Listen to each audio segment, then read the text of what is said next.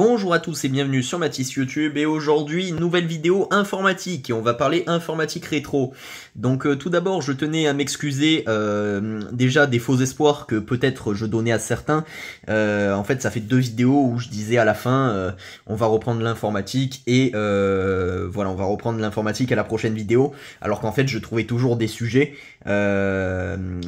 autres que l'informatique à aborder. Je sais qu'il y en a beaucoup qui ont été déçus, enfin beaucoup je sais pas mais comme c'est un petit peu l'essence même de ma chaîne, et ben je me suis dit qu'il fallait à tout prix que je reprenne l'informatique. Et je vais revenir avec du lourd, vous inquiétez pas. Je tenais à m'excuser aussi pour les 1 mois sans vidéo, hein, pratiquement les 1 mois et demi. Voilà, bon j'ai pas d'excuses, hein, j'avais juste pas de nouvelles machines à présenter. Bon depuis j'ai eu des voitures de modélisme et différents appareils informatiques, voilà. Donc je vais pouvoir reprendre les vidéos, je l'espère, bien entendu.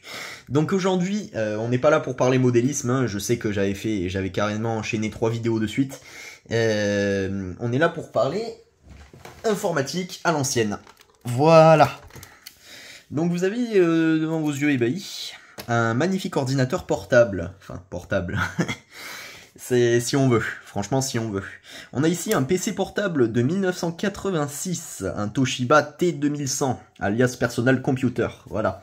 Ordinateur personnel, c'était comme ça que les ordinateurs étaient appelés dans cette époque-là. Voilà, pareil, l'Apple II, admettons, qui est encore un peu plus vieux, c'était appelé un ordinateur personnel, parce qu'à l'époque, avoir un ordinateur, c'était vraiment pas commun. C'est devenu vraiment commun, en fait, au milieu des années 90, je dirais. Tout le monde avait un ordinateur chez soi, bon, des ordinateurs pourris, hein, globalement, mais voilà, ça faisait l'affaire. Quoi qu'il en soit, ici, aujourd'hui, je vais vous présenter cet ordinateur portable. J'ai pas l'habitude de présenter des portables, surtout si vieux. Vous allez voir qu'il y a plein de choses à découvrir là-dessus. On va commencer de suite avec la présentation, hop, de quand on l'ouvre. Alors il est extrêmement bien conservé celui-là, j'ai eu de la chance de le trouver encore sur le bon coin, bien évidemment. Voici, mais je vais bien vous l'ouvrir, hop, l'écran, voilà, donc toujours dans le décor habituel, hein, toujours dans ma chambre.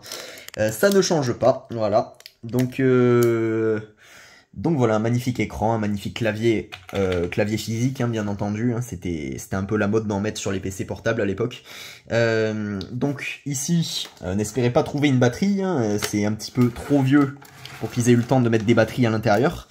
On est en direct 230, voilà, donc un ordinateur qui doit être tout le temps branché, c'est impératif.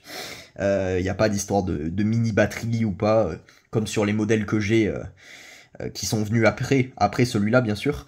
Donc j'ai pas précisé, mais on est sur une architecture en c'est un Intel 8086 dedans, donc c'est encore pire que le 386 je crois dans mes souvenirs.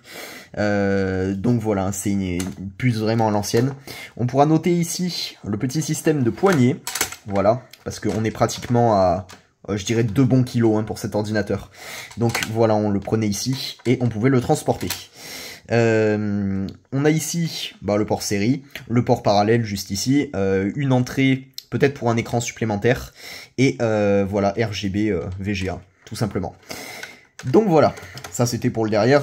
Dessous, on n'a pas de trappe, bizarrement. Sur le côté, ça redevient un peu intéressant. On a un lecteur de disquette juste ici. Un premier lecteur de disquette, vous allez voir, parce que quand on le tourne, voilà, je le tourne toujours délicatement, ne vous inquiétez pas. Un deuxième lecteur de disquette, bon là il me manque le bouton, mais c'est pas très grave. Vous verrez que bon les lecteurs de disquette, je voyais pas trop l'utilité d'en avoir 2, mais voilà, c'est toujours cool. Et on a ici un petit bouton, donc celui-là, je sais pas trop à quoi il sert. Vous voyez, PRT, A et B, et c'est un petit switch qu'on peut tourner comme ça. Donc voilà, n'hésitez pas à me dire si vous savez à quoi il sert, ça pourrait toujours m'aider. Voilà, donc on va maintenant passer à l'allumage. Donc voilà, je vais le réouvrir. Je vais faire une petite coupure, le temps de juste brancher le câble d'allume. Et vous allez voir que cet ordinateur a une petite particularité, surtout au niveau de son écran. Voilà, c'est quelque chose qu'on n'a pas l'habitude de voir. Je vous reprends dans 2 secondes. Voilà, l'ordinateur est branché, ça a vraiment pas pris longtemps. De toute façon, il n'y a qu'une alimentation à brancher, hein, globalement. Voilà. Donc vous voyez la couleur de l'écran. Oh putain, on va avoir un balayage de fou. Alors on le voit que quand je filme, moi je ne vois pas du tout de balayage, hein, je préfère le dire. Mais on est sur un écran plasma, voilà, donc ils appellent ça écran plasma. Au début je pensais qu'il était cassé et qu'il y avait un problème avec la puce graphique. Mais en fait non, la couleur est normale, hein. Les seuls petits problèmes qu'on pourrait voir, ce sont ces lignes, ici. Comme sur les vieilles Game Boy, je sais pas si vous vous souvenez, où il y avait des drôles de lignes sur l'écran. Ah oui. C'est très étrange de regarder ça. Donc là il vient de faire son premier bip. Vous allez voir que le seul problème qui est, c'est que il n'y a pas de disque dur là-dedans. C'est pas un ordinateur qui fonctionne avec un disque dur, hein. Ça se rapproche du Macintosh ou encore de l'Apple II, hein. Je sais que je compare beaucoup avec l'Apple II, mais voilà, c'est un petit peu la machine qui a lancé la mode des ordinateurs personnels à l'époque. C'est pour ça que je le compare toujours à cette formidable machine qu'est l'Apple II. Voilà. Donc, comme je disais, revenons au Toshiba. Celui-ci n'a pas de disque dur, donc forcément, celui-ci n'a pas de système. Donc là, il me demande de mettre une disquette dans le lecteur de disquette. Bon, j'ai essayé de... forcément, j'étais un petit peu débile. J'ai voulu tester de lui installer une copie de MS-DOS sur disquette, mais bon, forcément, il n'y a pas de disque dur, donc il me la refuse. En fait, il faudrait des systèmes comme sur le Macintosh, où vous insérez le système dedans, et ça peut démarrer directement sur un système en disquette, quoi, qui est stockable, un tout petit système d'exploitation. Donc voilà, il n'y a pas de système d'exploitation, je suppose que ça tournait sur MS-DOS, hein. Normalement il ne devrait pas y avoir d'autres systèmes à cette époque-là. Il devait y en avoir, hein, mais je veux dire, pour cette machine-là en particulier, je pense que la norme, voilà, c'était MS-DOS. Voilà. Donc le caps lock, il est où le caps lock? Ah ouais, numlock. Bah le clavier fonctionne en tout cas. Ouais, pas mal. J'avais jamais pu tester le clavier pour l'instant. Caps lock, ouais, il fonctionne aussi. Bah franchement, c'est pas mal. On n'a pas la boule sur le clavier, la boule qui permettait de diriger avec un curseur. Donc à mon avis, on est vraiment que sur des lignes de code, que avec des commandes qu'on peut taper globalement. Non, je peux pas taper grand chose. F3. Bon, mis à part quelques sons, il fait rien pour l'instant. Donc je vais essayer de trouver, pourquoi pas, un système pour lui.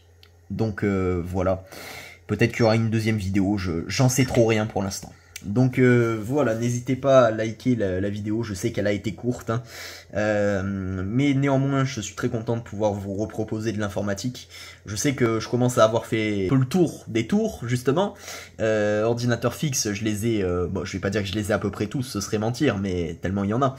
Mais voilà, j'ai à peu près tous les types de PC, toutes les époques. J'ai du 386, j'ai du 486, voilà. Donc il n'y a qu'un PC portable que je pourrais continuer.